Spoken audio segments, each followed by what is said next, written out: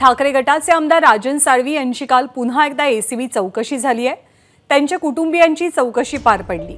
तर आज त्यांनी चौकशीवरनं संताप व्यक्त केलेला असून गेल्या 1.5 वर्षांपासून आपल्या कुटुंबियांची चौकशी सुरू आहे। आपण सर्व प्रश्नांची उत्तरे दिली आहेत। आता यापुढे आपण एसीबीच्या कार्यालयामध्ये जाणार नाही, आपल्याला अटक केली तरी चालेल, असं राजन साळवी म्हणाले।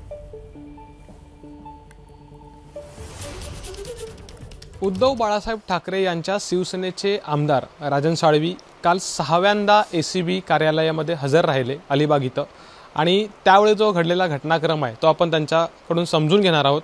मला वाटतं मला जी माहिती मिळाली त्यानुसार राजन साळवी यांनी अधिकाऱ्यांनाच एक इशारा दिलेला आहे, तो नेमका काय मी समजून घेणार आहे। सर, काल जेव्हा तुम्ही एसीबी कार्यालयामध्ये गेलात, म्हणजे 6व्यांदा गेलात काल, असं काय घडलं किंवा तिथे नेमकं काय घडलं ते तुम्ही प्रेक्षकांना सांगणं अपेक्षित आहे आता? राजन साळवी काय आहे, कसा आहे, आमच्या जनतेला माहिती आहे, संपूर्ण आमच्या मतदारसंघातल्या लोकांना माहिती आहे, आणि म्हणून मी निश्चितपणे यामध्ये निर्दोष आहे, मला विश्वास या ठिकाणी आहे। आणि म्हणून मी काल जेव्हा गेलो तर गेल्यानंतर स्वतः त्या ठिकाणी माझ्या नावावरती असलेली वाहनं, 2 व्हीलर असेल, 4 व्हीलर असेल, त्याची संपूर्ण माहिती, त्याचे किलोमीटर किती फिरले, त्या किलोमीटरला लागले डिझेल आणि मेंटेनन्स, त्याची चौकशी त्या ठिकाणी करण्यात आली।